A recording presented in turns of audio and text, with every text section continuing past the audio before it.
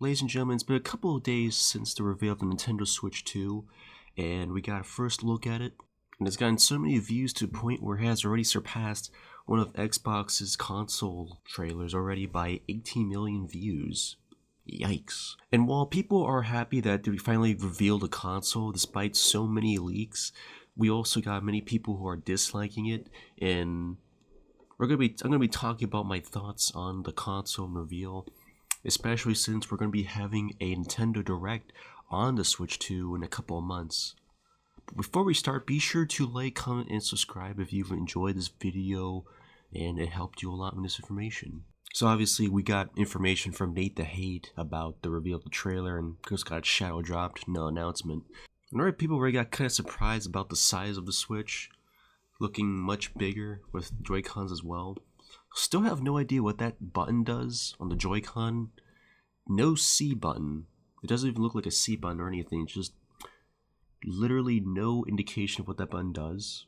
A lot of people still think it's some kind of like Bluetooth-ish ability where you can just play it wirelessly. A wireless display basically. But even so, that kind of makes no sense. But it's going to be interesting because a lot of locations are going to be showing up in terms of where you can see the console and everything else. New York City, April 4th through 6th. Los Angeles, April 11th through 13th. Hopefully it won't cause issues because of the fires. Dallas, Texas, 25th of April through the 27th. And that's kind of it for the US region. And then it's still, I believe, April for Toronto and Canada. But that also kind of deletes the idea of the console being released before March, which means are we looking at a holiday release? Because a few other locations kind of extend past April. Sorry, I meant to say June, apparently. The last one will be in Asia for Seagull, or at least for now. Still have to wait for Hong Kong and Taipei's location. Assuming I'm saying that wrong, the name right or whatever. But when will the Switch 2 be released? Well, it makes no sense to release it on a date where they're still showing off the console, right? I'm thinking maybe in September or October will be maybe an announcement of when they're going to launch the console, and then probably do a bundle or two for the holiday season, like such as Christmas or maybe Thanksgiving. But that's just me. But back to talking about the console, it's basically, in some cases, literally just a Switch Pro. I'm really hoping it has more of what people want, which is like the more RAM and everything else, and obviously more space. And people are talking about SD cards getting a huge upgrade for speed and everything else, which is in some cases good. Right now, there's not a 1 terabyte version of that yet, but it is at least a start. Obviously, people want to be able to start their games fast and all that part on the Switch, so having a very good upgraded SD card to have your games on is good, especially if it helps out with the space. Even if whether the Switch 2 has like a high space of storage or not, it's good to keep that in mind. The Switch Joy-Cons are slightly bigger. The weird part is that there's a possible mouse gimmick where the IR sensor is on its side where the grip is at, and it kind of makes you wonder, will games with PC capabilities take usage of this? Like, what will be the gimmick of mouse and keyboard for a console? Will we be seeing games that support mouse and keyboard give you the ability to use the Joy-Con as a mouse? Maybe. I mean, that would scare PC players, obviously, but I don't know. I'm also going to make this wild prediction, because I forgot to include this, that the Nintendo Switch Joy-Con charger stand is going to be a somewhat way for you to use old Joy-Cons with the Switch 2 via USB connection with the dock. I know it's going to be weird, but I'm just going to make this wild assumption that you're going to be able to use that, and it'll kind of be a waste to at least not use some of the old Joy-Cons, whether it's going to be with Bluetooth or a wired connection in a way like that. And it might be a similar story with Pro controllers, so I'm just going to make that wild assumption that that's how it's going to work, but that's just me. Backwards compatibility, I already know that it's going to be limited, so obviously it's going to be limited for some games, and I think we could already label out half of them, like games such as 1-2 Switch, a game that requires an IR sensor on the bottom part of one of the Joy-Cons. That one already could be assumed no backwards compatibility. Games that support Nintendo Labo, I feel like that one would also be, that would make sense. The weird part is that some of these games might get an upgrade for Switch 2. Technically, while this is still not confirmed yet, Switch 2 might still be using the same OS as the Switch 1, which kind of makes you wonder, will this be a PS4 to PS5 generation? Because if you think about it, technically, some people don't really need a Switch 2 if games are still going to be supported for the Switch 1. People are already mentioning, including indie devs, that are still going to develop for the original Switch, mainly because it's backwards compatible and makes sense. It sounds similar to the PS4, obviously, where PS4 is still getting support for the PS5.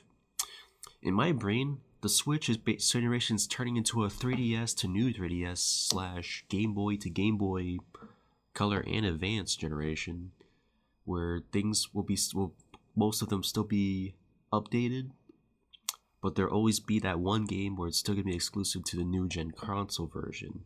And of course, that also opens the door to other games such as Street Fighter 6, Tekken 8, finally being on Nintendo, hopefully for like a long ass time. Still pissed off that Tekken 7 did not come to Nintendo Switch. Still pissed about that one. A few fighting games that have not been able to come to Nintendo Switch in a while. Maybe a updated port of Dragon Ball FighterZ. Makes sense too, considering that Dragon Ball FighterZ got a PS5 port for some odd reason, so I would not be surprised if we got a Nintendo Switch 2 port of that with throwback netcode in mind.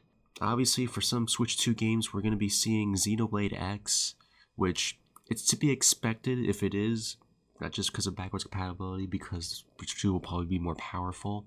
Metroid Prime 4, similar story, but it'll also probably take more effect with the Switch 2, although I don't think it's going to be a Switch 2 version. It's just going to be just the Nintendo Switch version, backwards compatibility, and then it'll probably be months where we'll see a Switch 2 version of Metroid Prime 4 for the Switch 2. That's what I'm thinking, because Retro Studios still has probably a lot of stuff on their plate, and we still have no idea if they're still going to work, if they're still working right now on Metroid Prime 2 and 3.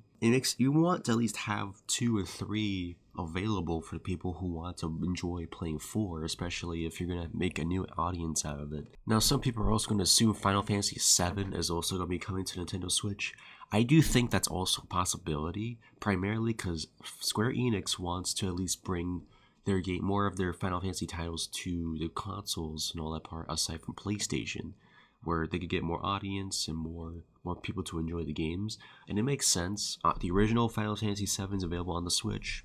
It makes sense to bring the remastered version of them, or they're going to bring Remake, Rebirth, Resurgence, or Revengeance, whatever the third one's going to be for Part 3. Another game to put in consideration that's going to be on the Switch too is Call of Duty itself.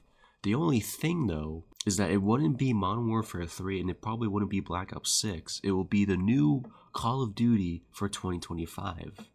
And it's going to be interesting, but it's also going to be disappointing, because Call of Duty has been left out for one console generation, and it's going to be rough, because literally they could have milked with Call of Duty on the Switch 1. Well, it didn't have to be the official ones, obviously, but it could have just been sideload versions like Call of Duty Mobile and a few other ones. Or just put a dedicated port of Warzone on there. I felt like that could have done more for the audience, especially since Nintendo Switch has a huge player base just like PS4 PS5. I also forgot to mention this, Fortnite will probably make a Switch 2 version, especially since how Fortnite on the Switch 1 barely does well. Like, it's... After Chapter 2, it's been rough for the Switch, so... Although it still works, we're definitely getting a Switch 2 version of Fortnite, without a doubt. Still not sure if we're getting GTA 6 on Nintendo Switch 2. I have a gut feeling it's going to be a year later for them to port it over.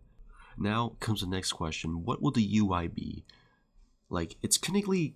People already pretty much found out that it's going to be the same OS for the Switch 2, but now comes the question, will it be the same OS, just modified with a different UI, or will it just be a different modified UI that obviously is different from the Switch 1? I mean, they're gonna probably change the UI a little bit, but it's gonna be the type that actually works the same as the Switch one. I have a gut feeling Nintendo's not gonna be smart with the voice chat, but at the same time, what I'm hoping for is that the Switch 1 and the Switch 2 gets a UI update. Just like the 3DS to the new 3DS, it gets a UI update with lot of features. Because the thing with Nintendo is that they pretty much just don't do anything with the Switch. The only thing they add was profile pictures, the Switch NSO crap option button on there, and not much else. It's been 7 years since we haven't got any themes on Nintendo Switch.